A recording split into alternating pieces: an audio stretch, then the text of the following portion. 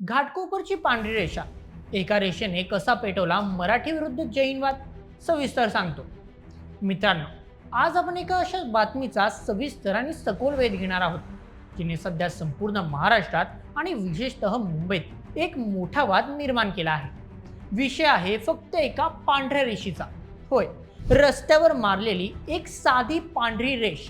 पण या रेषेने गेल्या 20 वर्षांपासून गुण्या गोविंदाने एकत्र राहणाऱ्या शेजाऱ्यांमध्ये भिंत उभी केली आहे. मुंबईच्या घाटकोपरमधील ही घटना आहे, जिथे एका रेषेवरून थेट सांस्कृतिक दहशतवाद, मराठी विरुद्ध जैन आणि महाराष्ट्रीयन कोण इथपर्यंत वाद पोहोचवला आहे. नक्की काय घडलं त्या सोसायटीत? ही पांढरी रेषा कशासाठी होती आणि एका रेषेवरून एवढा बवाल करण्याची गरज होती का? हे सगळं आपण अगदी सोप्या भाषेत आणि पुराव्यासहित समजून घेणार आहोत. चला मग सुरुवात करूया आजच्या या व्हिडिओला. घाटकोपर पूर्व परिसरामध्ये कैलास ॲव्हेन्यू नावाची एक हाऊसिंग सोसायटी आहे. या सोसायटीत एकूण 33 फ्लॅट्स आहेत. या सोसायटीमध्ये जैन, मराठी, गुजराती, ख्रिश्चन आणि उत्तर भारतीय लोक गेल्या 20 पेक्षा जास्त वर्षे अत्यंत शांततेत आणि सलोख्याने राहत आहेत. याच सोसायटीत 33 पैकी 7 फ्लॅट्स हे वेद पाठक कुटुंबाचे आहेत, जे इथले मूळ जमीन मालक आहेत.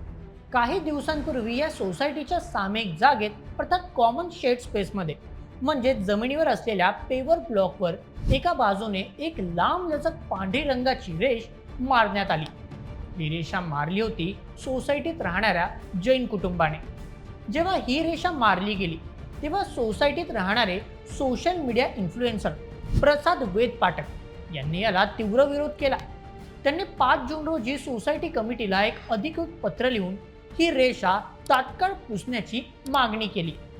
जेव्हा कमिटीने कोणतेही उत्तर दिले नाही तेव्हा त्यांनी या रेषेचा व्हिडिओ सोशल मीडियावर टाकला आणि बघता बघता या एका रेषेने मोठ्या वादाचे रूप धारण केले. सर्वात महत्त्वाचा प्रश्न हा आहे की ही रेषा कशासाठी होती? ती काही कोणाच्या जागा पळगावण्यासाठी होती का? तर नाही. यामागचे कारण पूर्णपणे धार्मिक आणि जैन धर्माच्या अहिंसेच्या तत्वावर आधारित होते. जैन धर्मात सध्या चातुर्मास सुरू होत आहे. जैन मुनी कोणत्याही वाहनाचा वापर करत नाहीत. ते अनवाणी अर्थात चपला किंवा बूट न घालत पायी प्रवास करतात. पावसाळ्यात सोसायटीच्या पेवर ब्लॉकवर किंवा रस्त्यांवर शेवाळ साचते. या शेवाळात अनेक सूक्ष्म जीवजंतू अर्थात मायक्रो ऑर्गॅनिझम्स असतात. जैन मुनींच्या पायाखाली हे जीवजंतू येऊ नयेत आणि त्यांची हत्या होऊ नये या उद्देशाने मुनींच्या चालण्यासाठी सोसायटीतली जैन कुटुंबाने विशेषतः भूमी संगवी आणि इतरांनी हा पांढरा पट्टा मारला होता, जेणेकरून मुनी त्या स्वच्छ आणि सुरक्षित पट्ट्यावरून भिक्षा मागण्यासाठी येऊ शकतील. जैन कुटुंबाचे म्हणणे होते की त्यांनी यासाठी सोसायटी कमिटीची रीतसर परवानगी घेतली होती. जर विषय फक्त मुनींच्या चालण्याचा आणि सुरक्षेचा होता तर वाद का झाला? प्रसाद वेद पाठक यांचा आक्षेप हा होता की सोसायटीची जागा ही सामायिक अर्थात शेड स्पेस आहे. तिथे कोणत्याही एका धर्माची कायमस्वरूपी खून किंवा धार्मिक प्रतीक निर्माण करणे कायद्याने चुकीचे आहे. यावर जैन कुटुंबाने अर्थात राजेश संघवी आणि इतर सदस्यांनी प्रसाद यांना अत्यंत शांतपणे समजवण्याचा प्रयत्न केला. त्यांनी चर्चेदरम्यान सांगितले की पावसाळ्याच्या 4 महिन्यांनंतर हा रंग आपोआप निघून जाईल. जर तुम्हाला याचा त्रास होत असेल तर आम्ही पुढच्या वर्षी हे करणार नाही. आपण सोसायटीच्या 33 सदस्यांचे वोटिंग घेऊ. जर सर्वांना वाटले हे चुकीचे आहे तर आम्ही आत्ताच ती रेषा पुसून टाकू. हा व्हिडिओ व्हायरल झाल्यानंतर यात राजकारण शिरले. आता मित्रांनो, महाराष्ट्रात राजकारण शिरणे ही मोठी गोष्ट नाही. महाराष्ट्र नवनिर्माण सेनेचे नेते संदीप देशपांडे यांनी थेट उडी घेतली. त्यांनी या घटनेचा निषेध करत एक्सवर लिहिले की सार्वजनिक जागेवर पांढऱ्या पट्ट्या मारून सांस्कृतिक दहशतवाद पसरवण्याचा प्रयत्न करणाऱ्यांचे यापुढे तोंड काळे करण्यात येईल. आता इथे विचार करण्यासारखी एक गोष्ट आहे. सांस्कृतिक दहशतवाद हा अत्यंत गंभीर आणि जड शब्द आहे. सार्वजनिक जागेवर अतिक्रमण करणे चुकीचे असू शकते, परंतु त्यासाठी दहशतवाद हा शब्द वापरणे कितपत योग्य आहे? दहशतवाद ही समाजाला उद्ध्वस्त करणारी गोष्ट आहे. एका शांतताप्रिय समाजाच्या कृतीला थेट दहशतवादाशी जोडणे आणि तोंड काळे करू अशी भाषा वापरणे हे केवळ राजकीय फायद्यासाठी आणि भाषिक अस्मिता चेतवण्यासाठी केलेले विधान वाटते. मित्रांनो, जरा शांत डोक्याने विचार करा. ज्या जैन कुटुंबाने ती रेषा मारली ते स्वतःहून सांगत होते की आम्ही पुढच्या वर्षी हे करणार नाही. रंग आपोआप निघून जाईल, कोणाला त्रास द्यायचा आमचा हेतू नाही. तरीही हा विषय इतका ताणून एका संपूर्ण समाजाला टार्गेट करणे योग्य होते का? जैन समाज हा भारतातील सर्वाधिक टॅक्स भरणारा, अत्यंत शांतताप्रिय आणि अर्थव्यवस्थेत मोठे योगदान देणारा समाज आहे. त्यांचा इतिहास पाहिला तर जैन आणि हिंदू समाजाचे अत्यंत चांगले आणि मैत्रीपूर्ण संबंध राहिले आहेत. ते कोणत्याही हिंसक घटनांमध्ये नसतात, ते फक्त आपल्या धर्माचे पालन शांततेने करतात.